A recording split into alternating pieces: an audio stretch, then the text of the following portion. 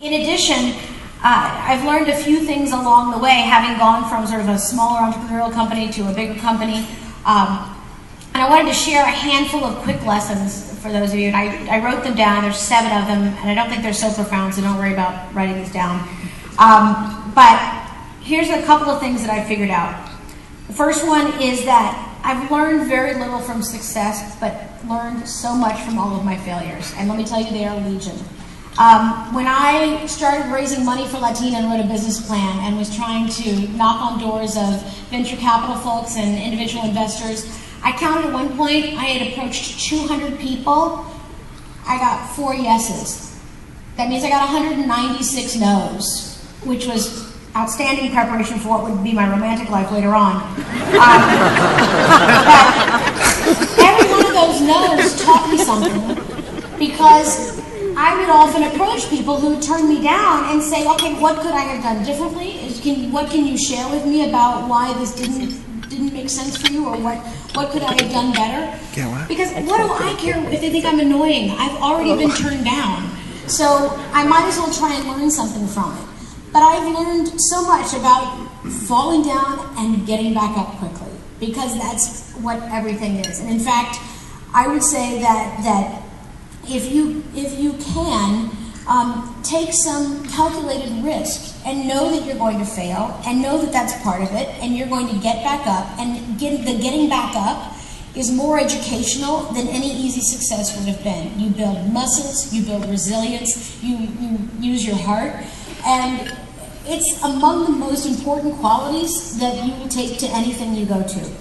So I encourage you to fail. The second thing is to find mentors. And I want to say something about this. Everyone asks me about mentoring, because I agree it's enormously important. However, I can tell you, a lot of people come up to me and they say, will you be my mentor? And I don't have the capacity to mentor. I mentor probably 15 people at this point. And I don't have the capacity to take on a lot more. But I'm going to tell you how to get somebody to do it. Do not walk up to them and ask, will you be my mentor? The way to become a mentee is become invaluable to that person. Think of things they haven't thought of, be helpful to them, make their lives easier, and free up some capacity, and they will spend time on you threefold, I promise. I heard Sheryl Sandberg, who's the CEO of Facebook, speak yesterday at an event. And she spoke about that specifically, and the importance of mentoring, particularly for those of us who don't necessarily look like the people running the company. And the other thing I would say about that is, do not wait for a mentor who looks like you. If I were waiting for a Hispanic woman who had started a magazine, I would still be waiting. Reach out, get to know, help, and become invaluable to anybody you can, and that way they will in turn bring you under their wing and mentor you. The next thing is, I want you to take care of yourselves. I told you I didn't take a week off for 7 years. I wouldn't recommend that. And I'll tell you why in a bit, but I wouldn't recommend that. But in particular, I think it's so hard for Latinas, specifically, to take care of ourselves for whatever reason. We find it really difficult. You know that thing you hear on the plane, like put your mask on first before helping those around you? It's true. Put your mask on first. Take care of yourselves. There are, in particular in the Latino community, we are disproportionately at risk for stress-induced and stress-exacerbated diseases like cardiac issues and high blood pressure. And we need all of you to take care of yourselves and to take care of one another.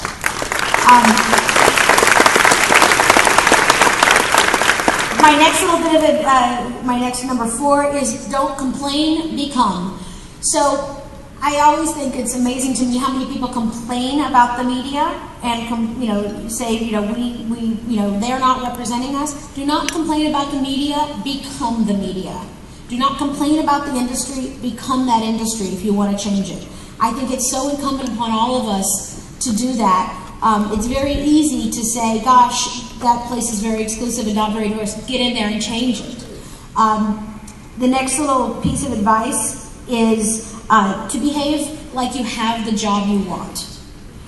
I work with lots and lots of young people who want to be agents. The ones who are promoted are generally the ones that people thought were agents already because of the way they behaved and operated. Don't leave who you are at the door. There's never been a better time to be Latino than in this country than right this minute. There never has been more of us. There's never been more focus and more value placed on the perspective, the background, experience, the access you have. Do not leave it at the door. Bring it with you. It's a feature. It's not a bug. The next thing is, this is actually sort of, I sound sort of Republican when I say this, so no, I'm not. I would say, work a little harder, show up early, it's not fair, deal with it. So, here's what that means. It's remarkable how many rooms I go into where I'm still the only Latina, or how many people, all of you are going to be the first Latino in the role you are going into in the workplace. You are going to be representing the other 50 million of us. Do not screw it up. Work a little harder, show up early, defy the stereotypes. Every meeting I go into, I want to be the most prepared person in the room. And the reason I want to be the most prepared person in the room is that for that, person, that guy in the corner who's never worked with Latina before, I really want him to come out of this and think, gosh, I can't wait to work with another Latina. Boy, are they buttoned up. Boy, do they know their stuff. So, I encourage you to, so I acknowledge it is not fair, but I do think, again, like falling down, it helps us build muscles. Work a little harder. We do have to work harder to get just as far. Suck it up and do it. And then now I want to talk a little bit about sort of where we are as a community, because I'm so excited to see all of you here. Remember the 20 years ago in the census, and there was 22 million of us, and now there's 50 million of us. We went from 9% of the population to 16% of the population. I am the oldest childless Hispanic woman left in America. But the truth is, even though there's 50 million of us, we're not in parity in terms of educational and economic achievement in this country. We are nowhere close. There are, of Hispanic adults, only 12% have a 4-year college degree. That means that the other 88% are counting on all of you. Did you all ever heard of the talented 10th, the W.B. Du Bois, the idea that the talented 10th of a community, of a population, is going to be the ones who are the tip of the spear, the ones who are going to be leading the charge. You are that talented 10th. You are the ones who are going to actually be the first in your families to go to college, the first in your families to certainly get a graduate degree, the first in your families to have a career perhaps, not just a job. You're going to be the first in our communities to be economically successful.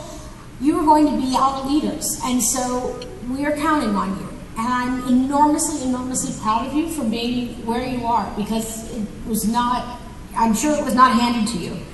And I'm really, it's interesting, in particular on the MBA side, I'm really proud to be on the board of Management Leadership for Tomorrow, MLT, or ML14, that Target is also a wonderful sponsor of. But MLT really focuses on creating business and leadership opportunities, particularly through MBA programs for people of color in this country. And it's astonishing that only 7% of all MBA students are minorities, quote unquote. That's appalling. That means that we're 40% of the young population, but 7% of the MBAs. It's up to you guys to get in there and have a much larger impact than you would normally have to. So you are going to be our greatest generation, and I think that's astonishing. But the question upon you then is, how are we going to invest the resource of you? How are you going to invest the resource, and how are you going to allocate your time and your energy over the next 40 years to the greatest good? And I'm going to suggest to you the following. Rather than think about what is the most lucrative thing I can do, what's the most important thing I can do, measure your life in impact. What is the greatest impact I can have? And you can have impact on an organization, you can have impact on a community, certainly on your families and the people around you. But I think if you measure it in impact, you always it makes the decision a lot easier. And so I've taken a lot of opportunities that were less lucrative, certainly, you know, living on Love and Ice Water and starting a magazine. But when I think about the impact that it had, the fact that there are all these great young women now that I meet, you know, who come and tell me that their mother had got the magazine when they were in elementary school, and when I'm not thinking about jumping off the cliff for that, I'm really, really proud that there's a whole generation of young women who grew up being able to take a magazine for granted. Of course we have a magazine for us. Of course we do. And for whom, you know, American Beauty looks like Eva Longoria and Salma Hayek and America Ferrera, and that is American Beauty now. That is not Latina beauty, that's American beauty. And I'm really, really thrilled that we've come so far. But when you choose what you're going to do and how we allocate the really, really precious and important resource that is our talented 10th, that is all of you in this room, measure it by the impact you think you will have. Choose carefully, because we don't have enough of you to screw this up. We have to allocate you to the greatest good. And I think that in particular, things like this are really helpful, because when you see, you know, companies like, you know, Diageo's here, I know obviously Target is here, Kraft is here. I'm not sure that I would bet my career on a company who's not in a place like this, who doesn't get it, who doesn't see the value and the changing marketplace. I would be frightened of a company who doesn't think that's a priority. So I think, you know, as you go out there, remember that you are our talented 10th. You're bringing, you know, the other like 50 million of us behind you when you open that door. And so I'll leave you with the last couple of thoughts. One is, when you look at the census information and you look at the years 2050, you know, just 40 years from now, I think it's remarkable. And I remember visiting Europe and seeing these huge, huge cathedrals in Spain, and they're amazing because you realize that you see the cornerstone and you see that they started building this cathedral in 1200 and they finished in 1450. And you think, wow, you know, I mean, did the people who, you know, started this, the people who put down those first stones have to know they're never going to live to see their work done. You have to do it because you think you're doing something bigger, because you realize that it's going to be greater than all of us what you're building today. And I think in some ways we're just putting down the first stones. You all are putting down these first stones. And so I think we have to take something of a long view when we find the daily frustrations and small failures and all of those things. So I think of you as building the real foundation of our cathedral here. In addition, I also think, you know, when you look out 40 years from now in 2050, you know, the numbers on the current projections show that we are going to be the majority of the United States. And I think, wow, you know, what are your grandchildren gonna, I don't know where I'm gonna get grandchildren, but what do you think your grandchildren are gonna say? They're gonna ask you, wow, what was it like when you were a minority? Like, tell me about it. It's going to be like science fiction. And I ask you, like, you know, if your grandchildren ask you, what was it like back when you were a minority? What are you going to tell them? Are you going to, like, what are you going to tell them you did? And what impact did you have? And that is my challenge to you. And I have 32 seconds left. And so I will say this. I want to thank Target so much. First of all, for the Missoni collection. And also for bringing me here today, and for all that you do in the community. I really appreciate it. It's such an honor and a privilege to be here. Oh, there was one thing I'm supposed to say. If anyone is interested in working in the talent agency world, and explore it and research it carefully before you send us anything, you can email careers@caa.com. Or if you're a student, internships@caa.com. Be resourceful, I'm not going to repeat it. But I hope that some of you will think about going into marketing, going into media, going into these things that change the stories that get told. And I am honored to be among you. Thank you so much, and I'm very proud of you.